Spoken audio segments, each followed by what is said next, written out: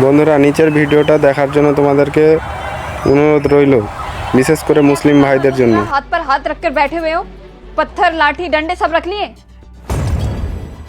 किस बात के लिए लाठी डंडे? क्यों, तुम्हें नहीं पता देश में क्या हो रहा है? सरकार कितनी ज्यादती कर रही है हम मुसलमानों के साथ। क्या चल रहा है मुझे भी तो बताओ। वाह, तुम्हें कुछ पता ही नहीं है। पहले ट्रिपल तलाक, फिर एनआरसी और अब ये वक्फ बोर्ड। अब अगर ये बिल वापस नहीं लिया गया ना, तो अब हम मुसलमानों के तो मजहबी स्थल छीन जाएंगे ना।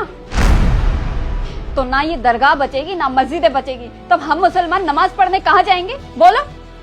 सरकार हम पे जाती किए जा रही है, लेकिन अब हम मुसलमान बिल्कुल भी सहने वाले नहीं है। हम आवाज उठाएंगे और ये बिल उन्हें वापस लेना पड़ेगा। तो चलो प्रोटेस्ट करने के लिए। नहीं, मैं कहीं नहीं जा रहा हूँ और ना ही तुम जा रही हो। क्यों, तुम्हारा खून क्या पानी बन चुका है? हाँ, मेरा खून पानी हो गया है। और ये बिल ला के गवर्नमेंट ने क्या गलत किया है, क्यों प्रोटेस्ट करने जाएं? तुम एक औरत हो के ये बोल रही हो कि ट्रिपल तलाक पे जो कानून आया है वो गलत है। कभी तुमने उन औरतों के बारे में सोचा है जिनको सिर्फ 3 बार तलाक बोल के छोड़ दिया जाता था? हाँ, उनके साथ कितना बुरा सलूक होता था हलाला के नाम पे। जब तुम्हारी खाला आके तुमसे रो रही थी तब तो तुम्हें बहुत बुरा लग रहा था कि हलाला बंद होना चाहिए, और अब इसी के खिलाफ तुम बातें कर रही हो। लाखों करोड़ों औरतें थी, एक बार किसी से निकाह हो जाता है ना तो वो इंसान उसके दिल में बसता है। वही इंसान उसको छोटी सी बात पे तलाक दे दे, वापस से निकाह करने जाए अपनी ही बेगम को किसी और के बिस्तर में। कभी तुमने सोचा है उस औरत पे क्या बीतती होगी? तुम नहीं समझ सकती। पता है क्यों? क्योंकि तुम्हारे ऊपर नहीं बीता है। गवर्नमेंट ने बहुत अच्छा कानून लाया है, करोड़ों औरतों को न्याय मिला, और तुम क्या बोल रही हो? एनआरसी। हाँ, जिस बस्ती में हम रहते हैं वहां पे लाखों मुसलमान हैं, किसी एक की नागरिकता छीनी क्या? नहीं ना। लेकिन जब ये बिल आने वाला था हजारों लोग रोड पे आके खड़े थे कि हमारी नागरिकता छिन जाएगी, मुसलमान इस देश से बाहर हो जाएगा। ऐसा कुछ हुआ क्या? दिल्ली के शाहीन बाग पे महीनों महीनों पर बैठे रहे, क्यों? हाँ, क्योंकि ऊपर जो बैठे हैं ना मुल्ला मौलवी राजनीति करने बैठे हैं, वो बहकाते हैं। जो लोग अनपढ़ लोग हैं ना उनके बहकावे में आके खड़े हो जाते हैं और जाके लाठी डंडे खाते हैं। लेकिन ये जितने भी बिल और कानून आ रहे हैं ना, ये मुसलमानों के हित के लिए आ रहे हैं। दुनिया में सबसे पैसे वाली कौम कौन सी थी? हम मुसलमानों की थी। लेकिन आज अनपढ़ों की कौम में आ गए, गरीबों की कौम में आ गए। क्यों? क्योंकि वक्फ बोर्ड में जो लोग बैठे हैं ना, अरबों की संपत्ति है, किसी 1 रुपया कहीं खर्चा नहीं होता।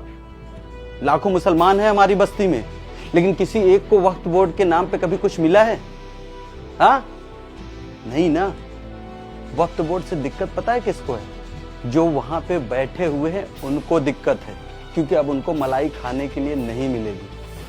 और ये हम सब मुसलमानों को एक बार सोचना पड़ेगा कि हम अपनों बच्चों को भविष्य क्या देना चाहते हैं। ये मुल्ला मौलवी के कहने पे ईटा पत्थर उठाने वाले, हाँ? या हम उनके हाथ में एक हाथ में कुरान देखें और एक हाथ में लैपटॉप देखें। गवर्नमेंट जो भी कर रही है अच्छा कर रही है, और हम मुसलमानों को एक बार सोचना पड़ेगा कि हमारी कौम इतनी जाहिल क्यों होती जा रही है, जो हर बात पे प्रोटेस्ट करना शुरू कर देती है बिना पढ़े लिखे। ये जितने लोग रोड पे खड़े होके तख्तियां लेके खड़े हैं, जब भी कोई न्यूज वाला उनसे सवाल पूछता है ना, तो उनको ये तक नहीं पता होता कि क्या रूल है, क्या रेगुलेशन है। तो किस बात के लिए आप पत्थर उठा रहे हो? किस बात के लिए डंडे उठा रहे हो? चाहे ट्रिपल तलाक हो, चाहे एनआरसी हो, चाहे वक्फ बोर्ड, गवर्नमेंट ने जो भी लाया हमारी सुविधाओं के लिए आया है। तो मैं आप सब मुसलमानों से हाथ जोड़ के इतना ही बोलूंगा कि गवर्नमेंट के खिलाफ मत आइए। जो अपने लोग भेड़िए के भेष में छिपे हैं ना, इनके खिलाफ आवाज उठाना शुरू करो, नहीं तो धीरे धीरे हमारी कौम और नीचे चली जाएगी। फिर हमारे कौम को कोई पूछने वाला नहीं होगा। बस इतना ही बोलूंगा। मुझे माफ कर दो, तुमने बात बिल्कुल सही बोली। हम बहकावे में आकर ईंट पत्थर उठा तो लेते हैं, लेकिन क्या हमारा मजहब हमें ईंट पत्थर उठाना सिखाता है? नहीं, हमें एक बार सोचना पड़ेगा। ভিডিওটা দেখার পর তোমরা কি বুঝলে একটু কমেন্ট করে জানাও।